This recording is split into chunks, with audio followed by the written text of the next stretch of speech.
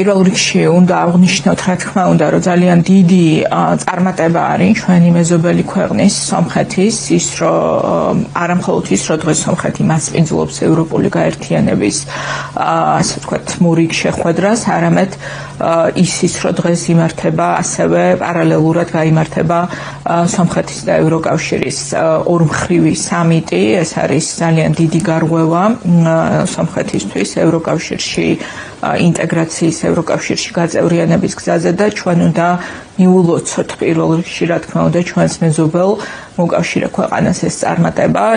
სამწუხაროა, რა თქმა უნდა, რომ დღეს საქართველოს არის მათ შორის ერევანშიც წარმოდგენილი რაღაცა ღარიბი ნათესავის როლში და ქვეყანა, რომელიც იყო ასე ვთქვათ, წამყვანი სახელმწიფო რეგიონში ევროკავშირთან ურთიერთობებში დღეს სამწუხაროდ ჩვენ შეგვიძლია მხოლოდ იმითაც დავკმაყოფილდეთ, რომ საერთოდ სადმე ეძახიან ივანიშვილის წარმომადგენლებს და ესეც კი მიღწევა იმ ვითარებაში, რომელიც დღეს ჩვენ გვაქვს, მაგრამ მიწვეული არის კობახიძე, იმიტომ რომ მათ შორის შექმნილი არის ეს გაერთიანება, ევროპული პოლიტიკური გაერთიანება, რომელიც იყო საფრანგეთის პრეზიდენტის ინიციატივა სწორედ იმ დღის წესრიგით, რომ მიუხედავად ასე ვთქვათ, მართვის ფორმისა და გამოწვევებისა, ყველა ევროპულ სახელმწიფოს მიეცეს შესაძლებლობა მსგავს ფორუმში მონაწილეობის და გარკვეულ საკითხებზე ხედვების გაცვლის.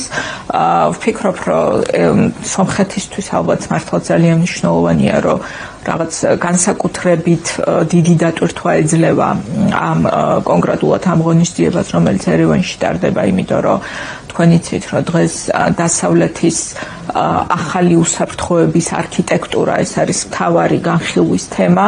მათ შორის სწორედ ამიტომ არის მიწვეული ამ შეხვედრაში მონაწილეობისთვის კანადის პრემიერ-მინისტრიც. ეს საკმაოდ უპრეცედენტოა, იმიტომ რომ ყველას ესმის, რომ არის საჭირო ახალი რაღაც მათ შორის პოლიტიკური ჩარჩო ევროპის უსაფრთხოების გრძელვადიან პერსპექტივებზე მსჯელობისთვის და როგორც ჩანს, სწორედ ეს არის დღეს ერთ-ერთი მთავარი თემა.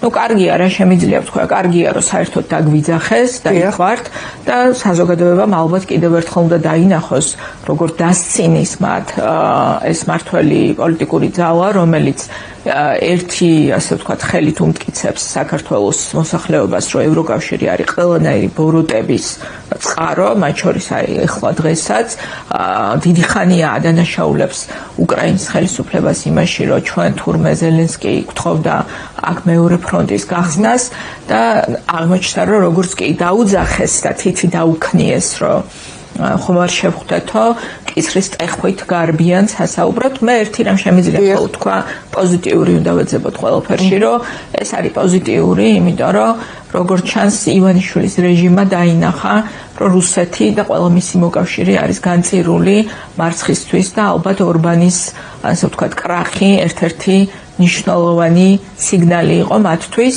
და თავისთავად ის, რომ ისინი დღეს ასე ვთქვათ მიხვდნენ, რომ ისტორიის არასწორ მხარეს დადგნენ და ცდილობენ, რომ იმ მე ვიტყოდი პოლიტიკური საფლავიდან, რომელიც თავად გაითხარეს, ამოძვრნენ უკან. ეს თავისთავად კარგის მაჩვენებელია ჩვენთვის, იმიტომ რომ საბოლოო ჯამში ჩვენ გვინდა სწორედ ის, რომ დემოკრატიულმა სამყარომ გაიმარჯვოს პუტინის რუსეთსა და როგორც ჩანს უკვე ივანიშვილი და მისი გარემოცვაც ხვდება, რომ ასე ვთქვათ ეს შესაძლოა გარდუვალი იყოს.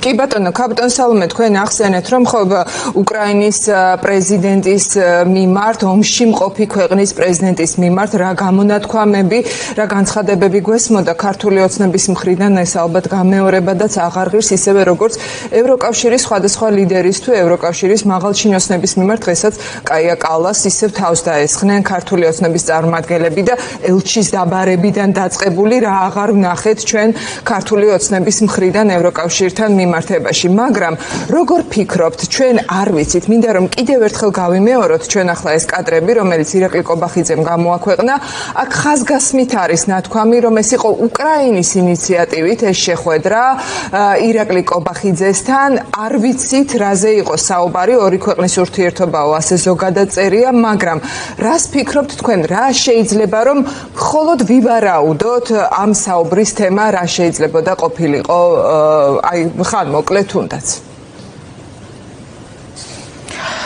ხო, თემები ახლა ძალიან ბევრია და მე ვფიქრობ, რომ სპეკულაცია ამაზე რაზე ისაუბრებს არის, ასე ვთქვათ, არ არის ალბათ სწორი. ჩვენ ფაქტი უნდა შევაფასოთ თავისთავად, იმიტომ რომ თავისთავად ეს განაცხადით, რომ ვისი ინიციატივით მოხდა შეხვედრა აბსურდია, იმიტომ რომ შეხვედრაზე ყოველთვის შეიძლება უარის თქვა, ვინც არ უნდა გამოვიდეს ამ ინიციატივით. რეალობა არის ის, რომ ზელენსკი, რომელიც დღეს არის აბსოლუტური მორალური, ასე ვთქვათ, თუ დღეს მსოფლიოში არსებობს მორალური პოლიტიკური ავტორიტეტი, ამ ავტორიტეტს დღეს წარმოადგენს სწორედ უკრაინა და მის ხელისუფლება დღევანდელი, იმიტომ რომ დღეს ყველას ესმის ევროპაში, რომ დღეს უკრაინელების ბრძოლაზე გადის ძალიან გრძელვადიანად მშვიდობის, დაცულობის და ევროპელების მომავლის ბედით. ამიტომ ზელენსკის წონა მსოფლიო პოლიტიკაში დღეს არის უზარმაზარი და შესაბამისად, რა თქმა უნდა, მის ყველა სიტყვას დღეს ძალიან დიდი დატვირთვა აქვს საერთაშორისო ასპარეზზე.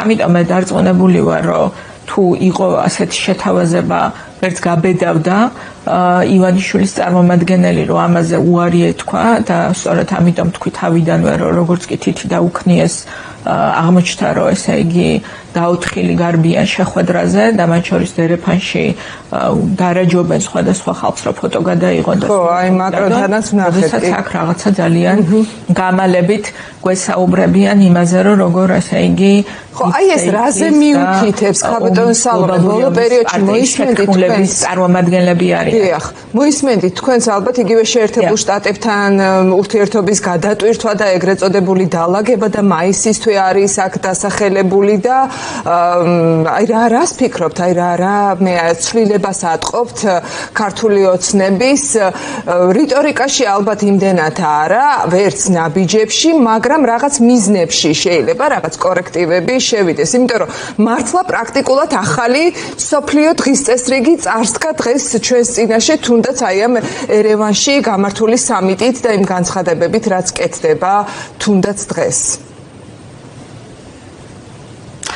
გლობალური პროცესები მიდის დღეს ივანიშვილის მიერ არჩეული პოლიტიკის საწინააღმდეგოდ, ხო? ეს ხო ძალიან თვალნათელია, ანუ რეალურად ჩვენ უნდა გავიხსენოთ რა განცხადებებს აკეთებდა ივანიშვილი და მისი წარმომადგენლები რუსეთ-უკრაინის ომის დაწყებისთანავე. ანუ რეალურად ივანიშვილმა ფსონი დადო იმაზე, რომ უკრაინა ძალიან მალე დამარცხდებოდა, რუსეთი იქნებოდა გამარჯვებული, რუსეთი აღადგენდა მთელ ყოფილ საბჭოთა სივრცეში საკუთარ დომინანტურ როლს, რაღაცა ახალი ტიპის, არ ვიცი, საბჭოთა კავშირს შექმნიდა და იქ თავისი ღირსეული ადგილი უნდა მოეძებნათ ივანიშვილებს და კობახიძეებს და ბოჯორიშვილებს და სხვებს პუტინის კარზე, ხო? ამისთვის იყო გათვლილი მათი პოლიტიკა. ოღონდ ვითარება მსოფლიო, ასე ვთქვათ, გლობალური ვითარება აბსოლუტურად სხვა მიმართულებით მიდის.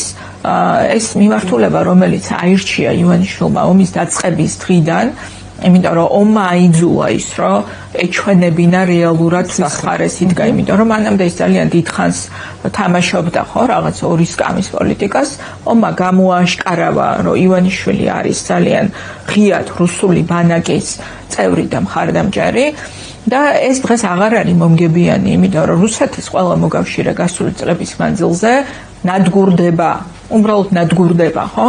ასე ვთქვათ, პოლიტიკურად და ყველანაირად. აი ამ განადგურების გზაზე დამდგარი რუსეთის მოკავშირეების სიაში ივანიშვილს არ უნდა რომ იყოს თვითონ, ამიტომ დიახ, რა თქმა უნდა, ის დღეს ეძებს გზებს იმისთვის, რომ გამოვიდეს როგორმე აი ამ პოზიციიდან, რომელიც მან ძალიან ნათლად დააფიქსირა საკუთარი პოლიტიკით. ოღონდ მე ვფიქრობ, რომ ეს არის ძალიან ძნელი კი არა, ალბათ შეუძლებელი. რატომ ქალბატონ სალომე? როდესაც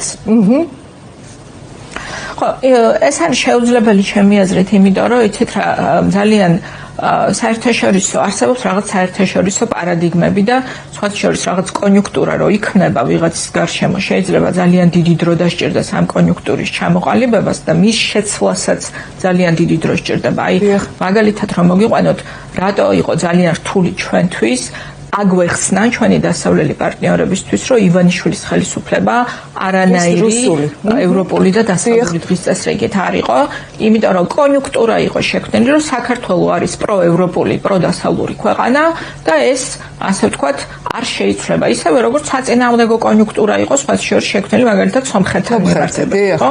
და ჩვენ ვხედავთ, რომ აი რომ შევადაროთ, შეიცვალა ეს კონიუნქტურა. სომხეთის შემთხვევაში საპირისპირო მიმართულებით, სომხეთი, რომელიც ითვლებოდა რუსეთის თავარ საყრდენად სამხრეთ კავკასიაში, დღეს არის ასე ვთქვათ, ფლაგმანი ევროპული დღის წესრიგის სწორედ ჩვენს ქვეყანაში და საქართველო, რომელიც ითვლებოდა, რომ იყო ევროპის და დასავლეთის საყრდენი, დღეს არის რუსეთის მოკავშირეების ხელში ჩავარდნილი ტერიტორია, რომლის გათავისუფლებაც რუსული რეჟიმისგან არის დღის წესრიგი, მათ შორის ქართულ ხალხთან ერთად ყველა იმ მოთამაშის გლობალურად რეგიონშიც და რეგიონის მიღმაც, ვისაც მიაჩნია, რომ სამხრეთ კავკასია უნდა იყოს ევროპული სივრცის ნაწილი და არა რუსეთის გავლენის სფერო და აქ დღეს თავარი წინააღმდეგობა ეს არის ივანიშვილის რეჟიმი, ამიტომ ეს რეჟიმი აუცილებლად შეიცვლება. კი ბატონო და ბოლოს კაპიტან სალომე მინდა რომ აი მთავარი და მნიშვნელოვანი აქცენტები ჩამოთვალოთ კიდევ ერთხელ ჩვენი მაყურებლისთვის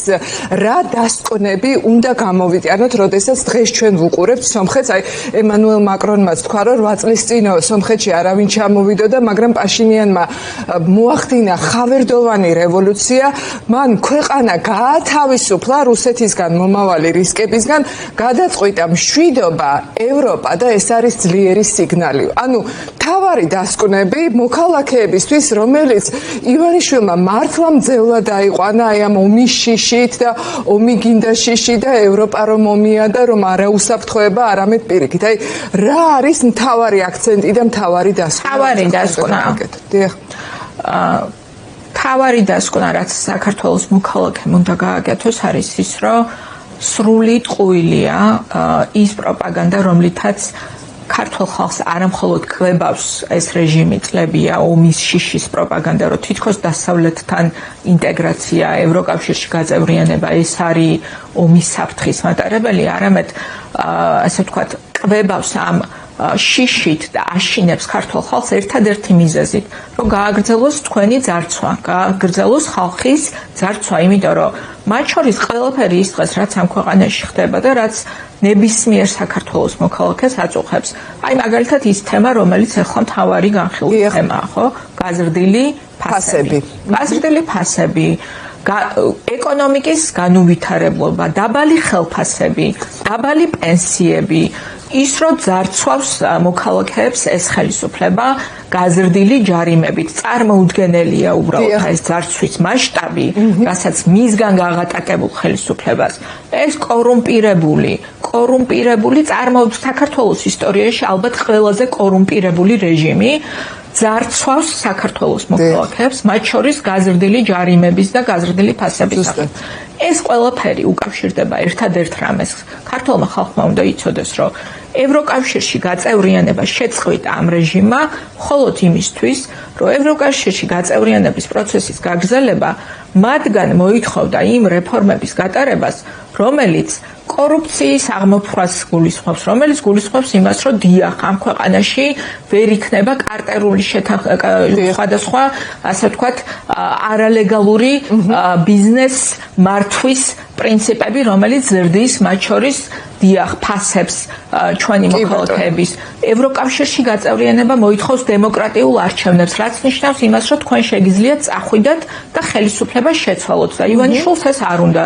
ივანიშვილს უნდა, რომ თვითონ მოსულიყო 2012 წელს დემოკრატიული არჩევნების გზით, ოღონდ ეს ყოფილიყო უკანასკნელი დემოკრატიული არჩევნები ამ ქვეყანაში, იმიტომ რომ მას თავმოყვარეობაც არ აქვს, უბრალოდ, როდესაც საქართველოს ხალხის უმრავლესობა ამბობს, რომ აღარ უნდა მისი რეჟიმის ქვეშ ცხოვრება, იმიტომ რომ ამ რეჟიმმა გააღატაკა, გაძარცვა, ცხოვრება გახადა გაუსაძლისი, თავმოყვარეობაც არ აქვს, უბრალოდ ივანიშვილს, აი ადამიანური თავმოყვარეობა, რომ ბოდიში მოიხადოს და დემოკრატიული არჩევნების გზით დაემშვიდობოს ქვეყანაში ძალაუფლებას და ამიტომ თქვა უარი ევროპაზე. და სომხეთში ჩვენ რასაც ხედავთ, ის არის, რომ დიახ, სწორედ ევროკავშირთან დაახლოვება, დასავლეთთან დაახლოვება არის მშვიდობის და განვითარების გზა, იმიტომ რომ გარდა იმისა, რომ ასე ვთქვათ, ეს პოლიტიკური ჩარჩო შეიქმნა ურთიერთობის, სომხეთში წამოვა უზარმაზარი ინვესტიციები, უზარმაზარი ფინანსური დახმარებები, რომელიც ძალიან სწრაფად ეკონომიკას აღორძინებს და ფეხზე დააყენებს. ეს უნდა დაინახოს საქართველოს მოქალაქემ სომხეთის მაგალითიდან.